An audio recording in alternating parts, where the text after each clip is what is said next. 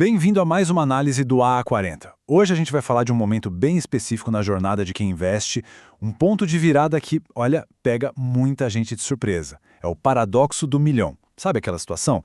Depois de anos de disciplina, o salário entra, o aporte é feito e, de repente, em questão de minutos, o mercado dá uma balançada e leva embora todo aquele esforço. Se isso já aconteceu, você sabe do que eu estou falando. Se ainda não, um dia vai acontecer. Vamos mergulhar nisso. O cenário é mais ou menos assim. Depois de anos de trabalho, de economizar, de abrir mão de umas coisinhas aqui e ali, o dia finalmente chega. O extrato da corretora mostra esse número aí, R$ 1 milhão. É um marco, né? Simbólico, matemático. A euforia inicial é gigante, aquela sensação de conseguir. Mas logo em seguida começa a bater uma percepção meio desconcertante. E é aqui que está o coração do dilema. Aquilo que se leva um mês inteiro para juntar e aportar, o mercado parece que devora em questão de horas. Um único dia ruim na bolsa pode apagar não só o aporte do mês, mas o equivalente a vários meses de esforço. É nesse exato momento que o jogo vira completamente de cabeça para baixo. Ok, vamos para a primeira parte. O choque da matemática. Porque essa sensação não é só um sentimento, não. Ela é baseada em números, frios e concretos. Nessa análise, a gente vai destrinchar a matemática, a psicologia e, claro, as ferramentas que a gente precisa para navegar por esse paradoxo. Para a gente entender essa conta, vamos usar um portfólio hipotético bem clássico de quem está nessa fase de acumulação. R$ 1 milhão, com metade em renda fixa, ali pertinho do CDI, e a outra metade em renda variável, seguindo o Ibovespa. Um equilíbrio bem comum, o feijão com arroz de muito investidor. Agora, olha só que interessante, a matemática brutal em ação aqui. Um aporte mensal de R$ 3.000, fruto de 30 dias de trabalho, aumenta o patrimônio em 0,3%. É pouquinho. Mas uma queda de só 2% na parte de ações, algo super rotineiro, representa uma perda de R$ 10.000, ou seja, 1% do patrimônio total. No fim do dia, o resultado líquido é negativo. O aporte não só foi apagado, como o patrimônio ainda diminuiu. Então, o ponto crucial é este aqui. Não é que o progresso parou, é que a escala do jogo mudou. Aqueles mesmos R$ 3.000, que lá no comecinho era uma parte super significativa do portfólio, agora são só 0,3% do total. Enquanto isso, a volatilidade do mercado está atuando sobre uma base muito maior, o que torna o impacto dela, em valores absolutos, muito mais visível. Bom, agora vamos sair um pouco dos números objetivos e entrar no sentimento subjetivo que eles criam. É aqui que a gente entra na psicologia por trás dessa sensação de estar correndo na esteira sem sair do lugar.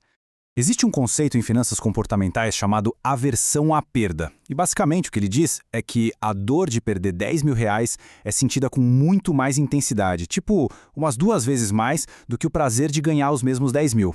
Agora imagina sentir essa dor todo mês, vendo o esforço de um mês inteiro ser neutralizado. É pesado.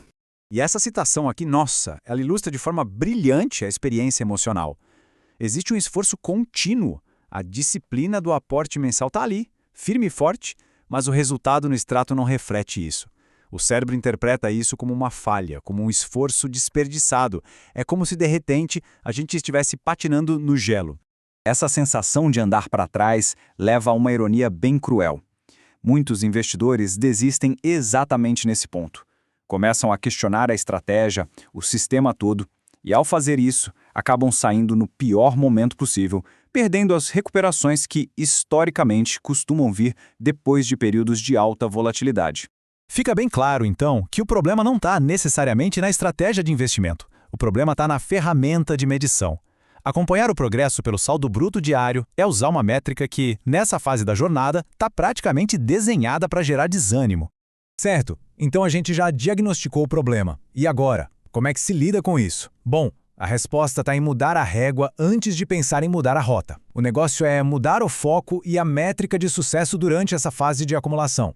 A primeira solução é uma troca simples, mas, olha, muito poderosa. Parar de focar no saldo em reais, que fica flutuando com o humor do mercado, e começar a medir o progresso pelo número de cotas ou ações que se tem. Essa é uma métrica que só aumenta com novos aportes. Quando o mercado cai, na verdade se está comprando mais cotas pelo mesmo valor. Uma segunda ferramenta é monitorar a taxa de retirada segura projetada. Basicamente, ela mede que porcentagem do patrimônio seria gasta por ano para cobrir as despesas. A conta é simples: despesas anuais divididas pelo patrimônio total. A meta é ver esse número diminuir e se aproximar dos 4%, o que indica que os investimentos já podem sustentar o custo de vida. É uma métrica muito mais estável e que mostra a proximidade real da independência financeira. E para quem já atingiu a independência financeira, o chamado FIRE, aí a dinâmica muda. O milhão deixa de ser o destino e passa a ser o motor. O medo não é mais, será que eu não vou chegar lá? E sim, será que o dinheiro vai acabar? Aqui uma estratégia muito prática é a do balde de liquidez. A ideia é separar de 1 a 2 anos de despesas em investimentos bem seguros e líquidos, tipo o Tesouro Selic. O resto do patrimônio continua investido para o longo prazo. Se o mercado cai forte, não precisa se desesperar e vender ativos na baixa. Simplesmente se usa o dinheiro desse balde até o mercado se recuperar. E isso nos leva ao princípio fundamental dessa estratégia. O objetivo nunca foi e nunca vai ser eliminar a volatilidade. Isso é impossível. O objetivo é criar um sistema ou uma estrutura que elimine a necessidade de reagir a ela de forma impulsiva. É construir um amortecedor contra o pânico. Chegamos então à lição final, o fechamento dessa nossa análise. Se trata de reenquadrar todo esse paradoxo com um novo conjunto de ferramentas para a gente poder continuar no caminho. E aqui tá a maior virada de chave. Sentir esse desconforto, ver o mercado engolir o salário, não é um sinal de fracasso. Muito pelo contrário. É a confirmação de que o sistema está funcionando, de que o patrimônio atingiu uma escala onde as forças do mercado têm um impacto maior do que o esforço individual de poupança. É um problema bom de se ter. Então, para resumir as novas ferramentas para a Caixa do Investidor: meça o progresso em cotas, acompanhe a taxa de retirada. Para quem já chegou lá, construa um balde de liquidez. E, talvez o mais importante, continue o plano, continue aportando, mesmo quando o instinto gritar o contrário. E para encerrar, fica aqui uma reflexão. Se a gente aceita que a volatilidade é o preço do ingresso para ter retorno de longo prazo, qual é a melhor métrica para medir o verdadeiro progresso nessa jornada? A escolha da régua correta pode ser o que define o sucesso no final das contas. Essa discussão, claro, continua. Para mais ferramentas, planilhas e artigos bem detalhados sobre toda essa jornada para a independência financeira, fica o convite para acessar o blog aposenteaos40.org. Lá tem muito material para aprofundar nesses temas. Obrigado e até a próxima!